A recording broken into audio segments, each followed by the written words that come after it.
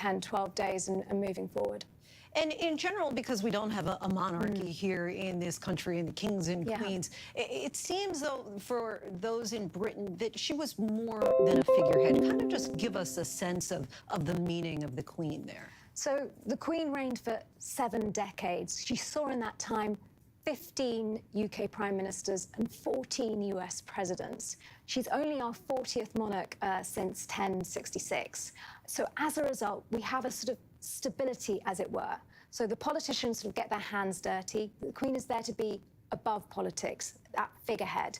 And King Charles III now has big shoes to fill because she fulfilled her duty. She didn't interfere. She made sure that she kept up with the times, was never ahead of the times, because the monarchy is there to be stable, but was always that calm voice of reason. During COVID, she certainly became on some levels even more the grandmother to the nation. There was that very dramatic moment where Boris Johnson, the Prime Minister at the time, was being taken to hospital for COVID, and she addressed the nation, evoking World War II years, where, of course, she served during World War II. She was in the military. So it is a massive shock when you have this big grandmotherly figure that you think is never going to really leave. Although we have been being prepared for it over the years, it's still a shock when it happens. And you talked about her duty. Kind of give us a sense of just how seriously she took her responsibility and her commitment. We saw her in the past few months really failing and at times absent, especially from the Jubilee, but still pushing through to make sure that she was present for some of those events, including just a few days ago with the transfer of power to Liz Truss. Absolutely. She swore when she was 21 years old. She gave a very famous radio address, which we can all see on the Crown, where she says she'll devote her life, whether it's long or short, to her people, to the people of the UK, to the people of the Commonwealth. And that was incredibly important to her. That being said, as she grew older, she has subtly, because of course she was trying to prepare us for the post-Elizabethan age, even though it is going to be a massive jolt for us all. You talked about how in recent years she kind of stepped back from all that travel, but prior to that, she was the most traveled head of state in history. Why were those visits? Why was all of that travel so important to the Queen? She would have met more people than anyone else living on Earth until this morning, and until she passed. She was the world's most experienced diplomat. We have lost that soft power diplomacy. Was the longest-serving Western leader. She was someone who had an enormous amount of wisdom. She also kept her own counsel. We also have been talking a lot about Balmoral Castle today in Scotland, where she passed away, a place that was near and dear to her heart. Why was it such a significant location for her? She loves Scotland. I think on some levels, one can see why she, as much as you choose to pass, she chose to pass there. It's somewhere the family adored. A lot of happy times with her husband, Prince Philip, who she sadly lost last year. And of course, she's been in mourning ever since then. Some wonderful times with her children, with the grandchildren, with the great-grandchildren. It's a very special place, and it's a retreat. It's very interesting this evening that you've got members of the royal family who may not necessarily have been that close recently, all at Balmoral together, with this seismic shift that has just happened within their family personally. You've got Andrew there, Charles is there, obviously, now head of the family, and of course, William and Harry. And this really must be invoking for William and Harry, who were at Balmoral when Princess Diana suddenly died, that moment 25 years ago. So if there is a moment for these two brothers, who, as we know, have been having a difficult relationship of late, can sit down and really talk, then we would think that this might be it. To be a fly on the wall. Indeed. In Balmoral. Imogen, we thank you so much for just your expertise and being able to kind of give us the perspective and what this all means today. We thank you so much. ABC News Royal contributor Imogen Lloyd-Webber. Many politicians are among those remembering Queen Elizabeth and her reign. While delivering remarks for the Democratic National Committee tonight, President Biden took a moment to speak about her passing. Before I begin, I want to say a few words about Queen Elizabeth. I just stopped by the British Embassy to sign the condolence book in her honor. I had the opportunity to meet her before she passed.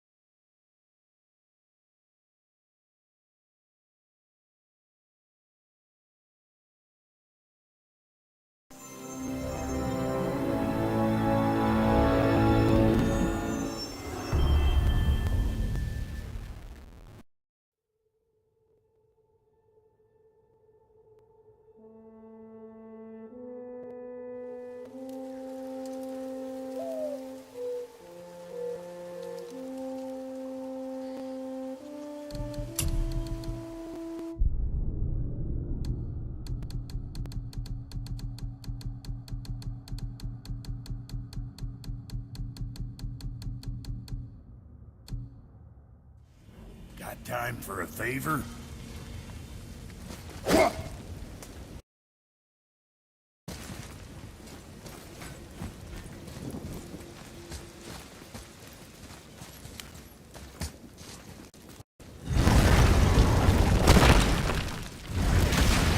Do you remember the way back to the Black Breath? Of course. We need to walk across the bridge to the Vanaheim Tower. Are we going to the Black Breath or exploring? Your choice. Look, we rode past that statue of Thor earlier when we left the Witch's Cave. And what direction is that? It's mid-morning. The sun's over there, so that's south. Southwest? Good.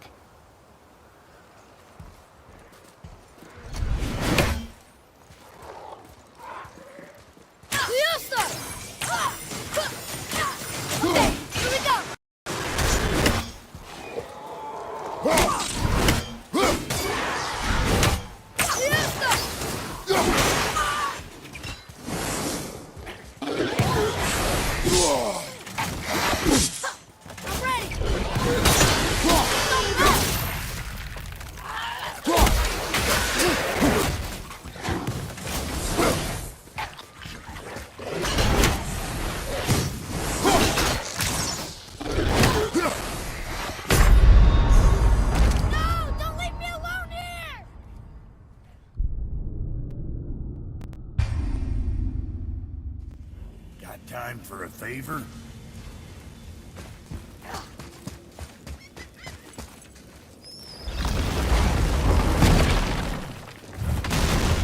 Do you remember the way back to the Black Breath? Of course. We need to walk across the bridge to the Vanaheim Tower. Are we going to the Black Breath or exploring? Look, we rode past that statue of Thor earlier when we left the Witch's Cave. And what direction is that? It's mid-morning. The sun's over there, so that's south. Southwest? Good. Not yet! Hooper!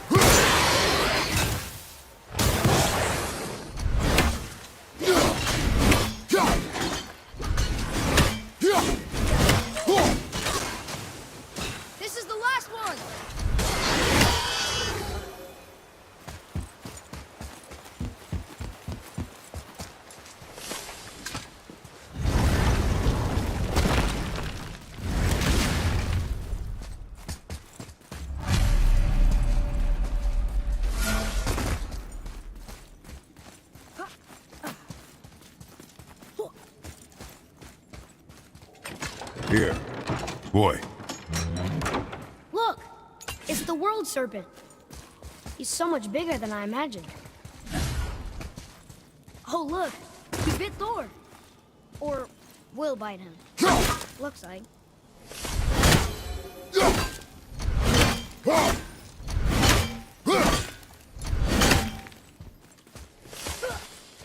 I still can't read these.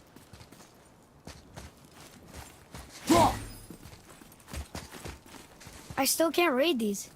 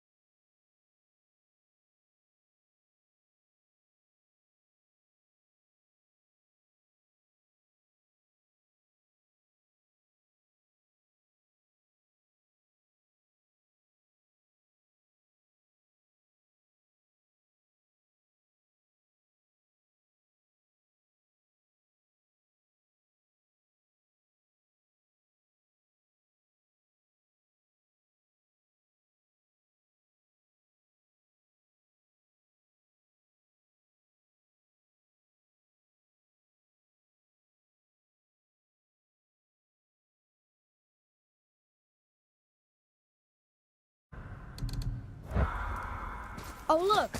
The witch's magic is still covering those scorn poles. Saves us some time.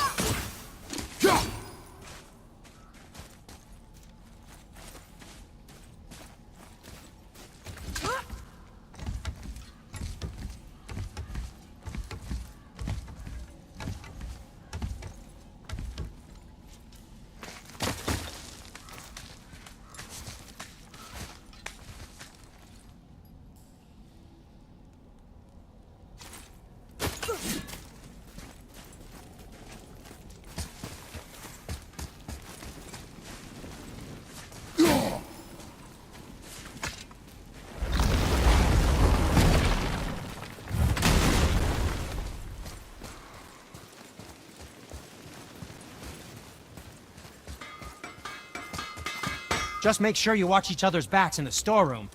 Wouldn't want to lose my loyal customers.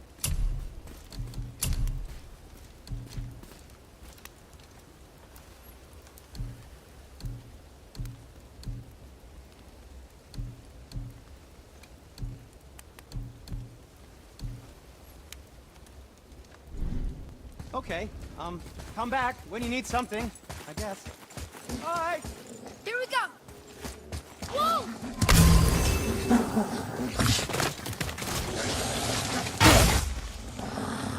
Ew! Watch out! I'm not ready!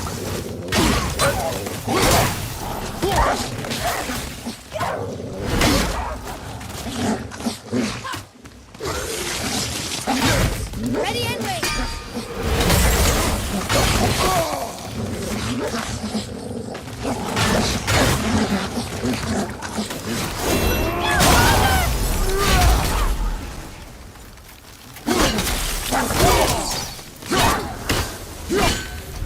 I think I'm getting better at this.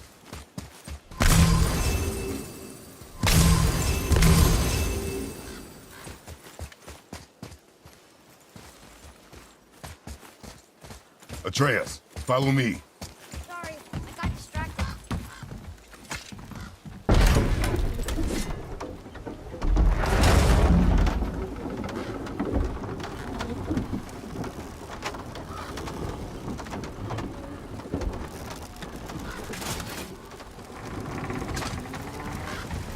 Father, do you think I could carry her now? No. But I said no. Okay.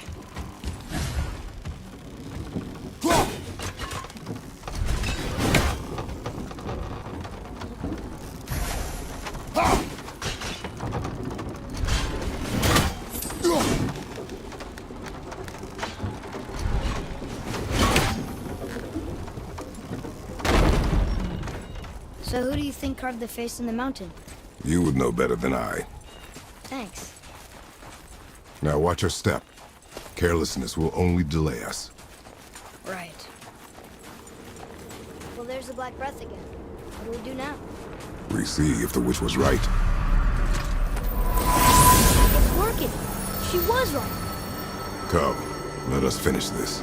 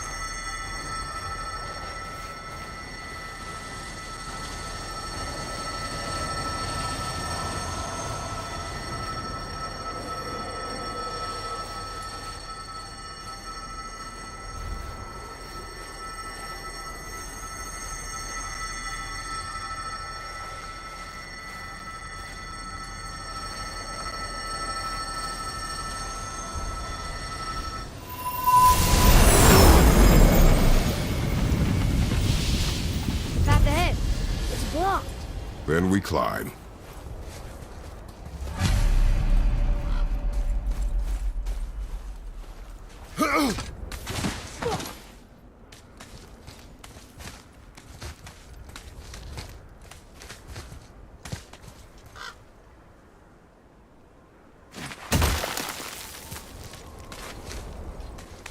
You know, Mother said the giants used to visit the Midgard Mountains before they disappeared. Disappeared? Yeah, I guess they just up and left one day.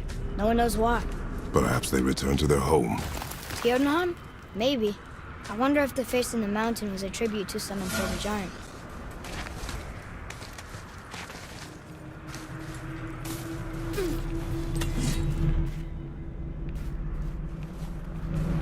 The mouth! We made it! More black breath.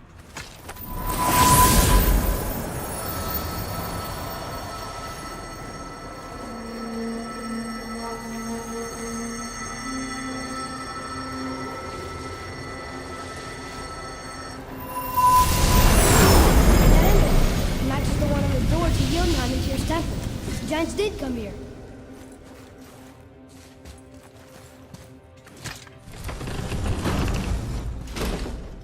Is that a deer? I don't remember stories of a giant with a deer head. Wonder who he is.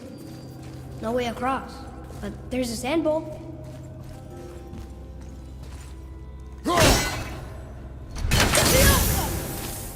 The floor boy. What does it say? No yoked beast, nor fearful thrall, nor rooted tree, doth know my call.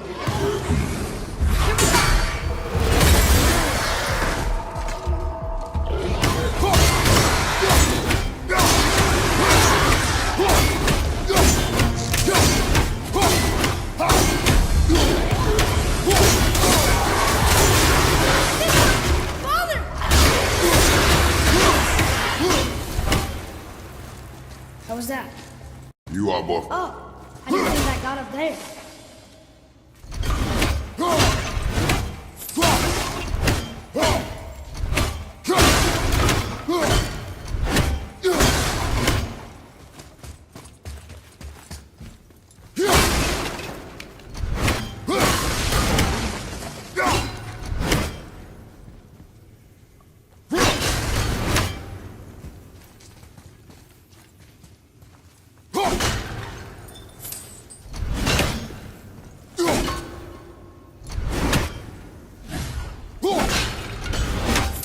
Huh?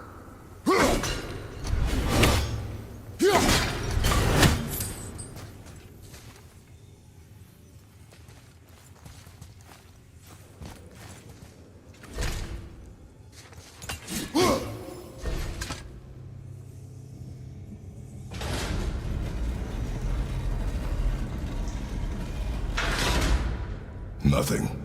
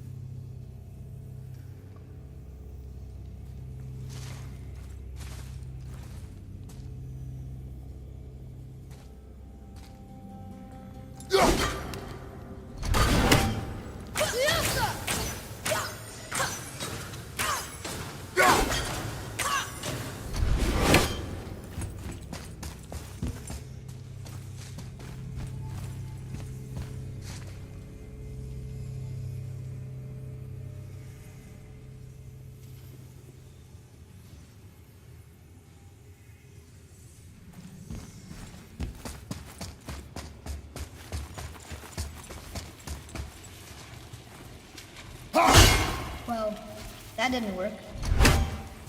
Is that sap? In a cave? Weird.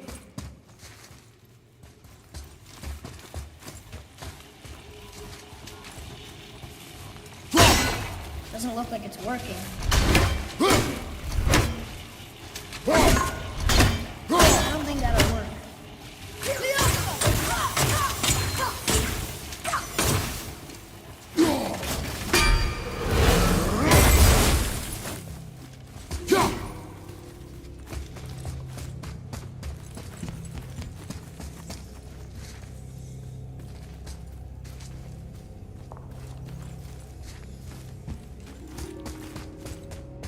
Follow me, Edge. Why are we leaving?